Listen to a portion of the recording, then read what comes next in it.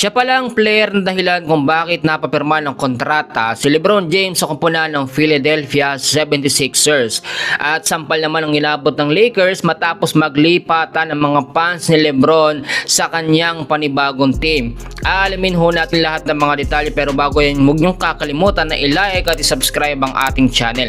Ngayon ay pinag-uusapan ang mga dahilan kung bakit sa dinami-dami ng mga team ay dito sa Philadelphia 76ers napapirma si LeBron James. Ang daming nangliligaw na team dito kay LeBron, mga idol. Pero eto po, meron dalawang mabigat na dahilan na itong si LeBron kung bakit dito niya ginustong maglaro ngayong 24th season ng NBA. Unang-una, ito po gusto ni LeBron James mag-chase ng ring number 5 at nakita po niya yung chemistry nila ni Embiid sa Team USA no Olympics 2024. Ibig sabihin, hindi na mangangapa o maninibago si LeBron sa kanyang makakasama ng mga player dito nga po sa kupunan ng Philadelphia 76ers.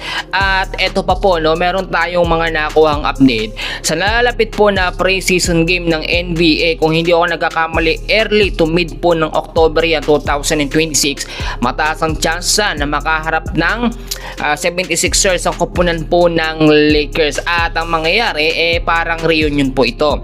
Ngayon naman, ang Lakers po ay nahihirapan sa adjustment nila dahil bukod po sa wala ng LeBron, halos karamihan ng mga fans ng Lakers ay naglilipatan na ngayon sa kupunan ng Philadelphia 76ers bilang pagsuporta po dito kay LeBron James. Ngayon, mapapatunayan po ni LeBron na talagang sinayang siya nitong Lakers, at alam naman natin, yan po ay kakagawan po nitong si Rob Pelinka. Alam nyo, maraming mga factor kung bakit po dapat hindi na bumalik itong si LeBron sa Lakers at mag-stay na lamang kung saan kupunan siya mas magagamit. Dito po kasi sa 76ers, nakita nila yung halaga ni LeBron, yung kahit may edad na, kahit 41 years old na ito, talagang matindi at malupit pa rin pong maglaro. Biruin ho ninyo, meron siyang 2 years contract, meron pong 8 million US dollar plus player option na deal. Para sa akin, hindi man ganun kalaki yung offer, maganda na rin ito bilang starting po ulit ni LeBron sa panibagong team. May mga nagsasabi dyan na daw magtatagal si LeBron sa Philadelphia, pero hindi mapapantayan kung gaano katagal naglaro si LeBron sa Lakers. At eto po sa ngayon, tinuturing na rin ni LeBron James na kalaban ang dalawang player na kanyang ka-teammate dati o katandem po dito po sa Los Angeles Lakers, which is eto pong si Luka Doncic at etong si Austin Reeves. Meron din pong panibagong magiging katandem etong si LeBron sa Philadelphia, at ang tinutukoy ko nga po dyan etong si Embiid ng dating nakalaro niya yung Team USA noong 2024 Olympics. At mangyayari dyan, LeBron, Embiid, tapos Luka and Austin Reeves. Malalaman natin kung sino ang magaling po sa dalawang tandem na yan o sa dalawang grupo na yan.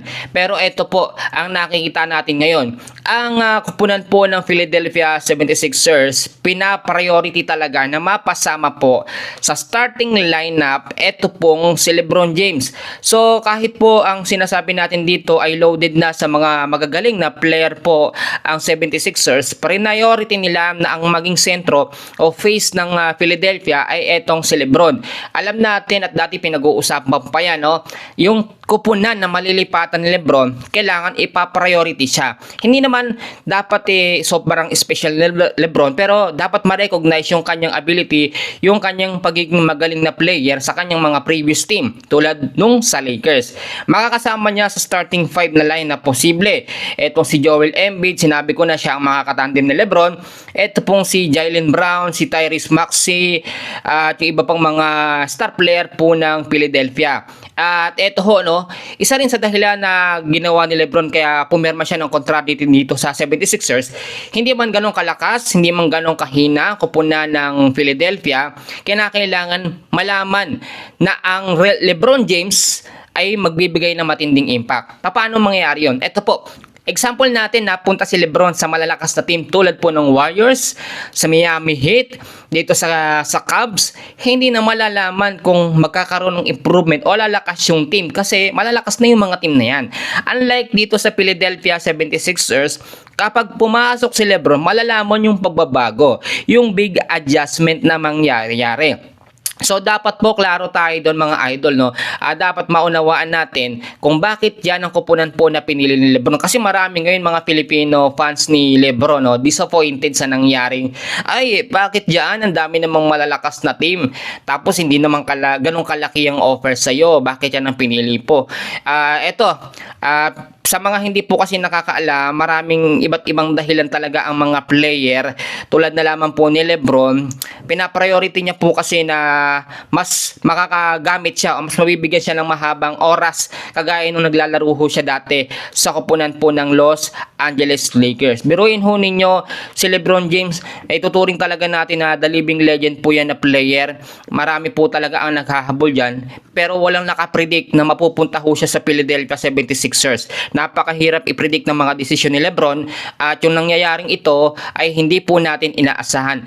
Ngayon idol, ikaw, since July 25, 2026, solid fans ka na ng Philadelphia 76ers. Sabay-sabay tayong lumipat po sa panibagong team ni LeBron at suportahan natin ang kanyang journey. Gayon din ang mga kalaban ng 76ers. Ngayon nalalapit po na preseason game hanggang sa regular season po ng NBA. At ito ay dagdag lamang natin, no, ang NBA training camp late September po yan magsisimula, NBA preseason game early to mid po ng October, at NBA regular season naman ay magsisimula mid to late October din po. Yan muna ang update natin ngayon mga idol. Marami